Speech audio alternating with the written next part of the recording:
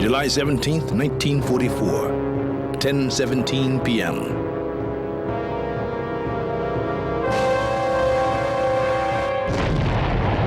It was hell on earth. All of a sudden, I looked around me and I saw total devastation. One of the biggest disasters of World War II had occurred at home.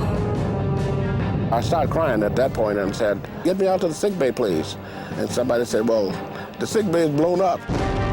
A horrific explosion killed 320 men and destroyed the lives of hundreds more. The guy asked me, "Hey, did you see Percy?" I say, "Hey, man, I'm Percy. My face is all messed up. He can recognize me." On San Francisco Bay, the Navy base of Port Chicago was leveled. A warship loaded with ammunition exploded, killing everyone on the dock. For the survivors, the devastation had just begun. Their lives and the future of the United States Navy had changed forever in one explosive instant.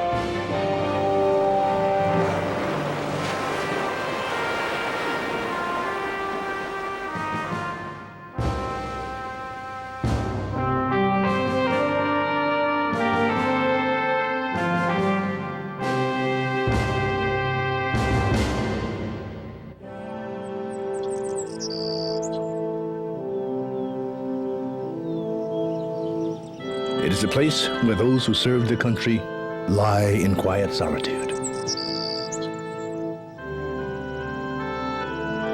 But the peaceful surroundings of the Golden Gate National Cemetery in San Francisco belie the tumultuous past of this place of honor. The first hastily dug unmarked graves were not for those killed on a distant battlefield, but for the men who died in an explosion just 30 miles away at Port Chicago. It was one of the saddest moments of my life.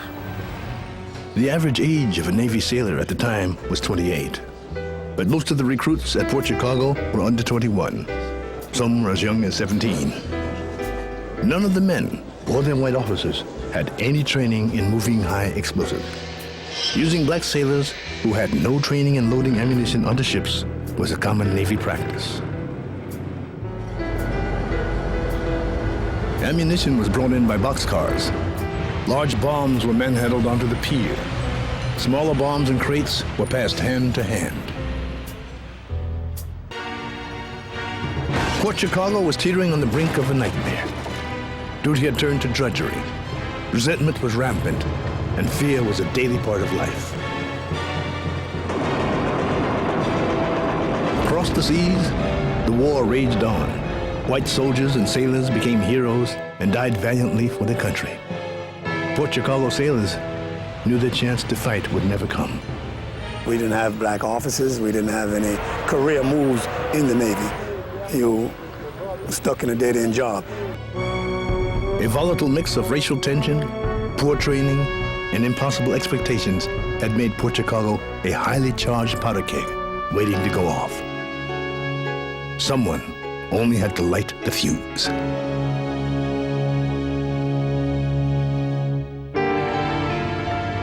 In the summer of 1944, black sailors at the Port Chicago Naval Base suffered through the drudgery of their work. The only relief came from liberty. One day off every 8 days, but they were unwelcome in the local town. Most men usually took a bus to Oakland or San Francisco in search of nightclubs, bars, and female companionship. But even in the larger cities, they felt the stigma of racism. 4,600 tons of ammunition and explosives bulged in its hull. Incendiary bombs weighing 650 pounds each and considered especially dangerous were lifted into the number 1 hold. They were hot cargo, packed last because their fuses were already installed.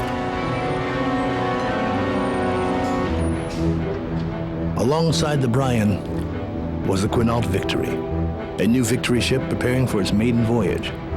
More than 100 men were busy rigging the ship to receive its cargo.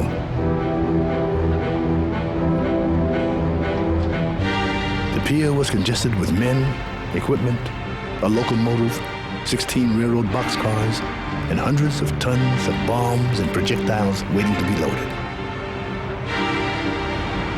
At 10:15 p.m., the loading officer on duty and his driver left the pier and returned to the dock office. A move that would ultimately save their lives. When daylight broke, the shattered remains of the base were a horrific sight. A vast perimeter of destruction cut across the area. Nothing had escaped the tragedy. The E.A. Bryan was literally blown to bits. Very little of its wreckage was ever found. The Connaught Victory was lifted clear out of the water by the blast, turned around and broken into pieces. The ship's stern smashed back into the water upside down, 500 feet from where it had originally been moored.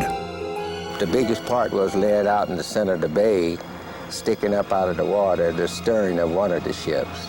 And that showed the magnitude of the explosion. The locomotive and boxcars on the pier and the 1,200-foot wooden pier itself disintegrated. Everyone on the pier and aboard the two ships, 320 men, were killed instantly. 202 were black enlisted men. I only felt that it happened so fast and so quick that those poor guys never had a chance to suffer. Another 390 military personnel and civilians were injured, including 233 black sailors. Only 51 bodies sufficiently intact to be identified were ever found.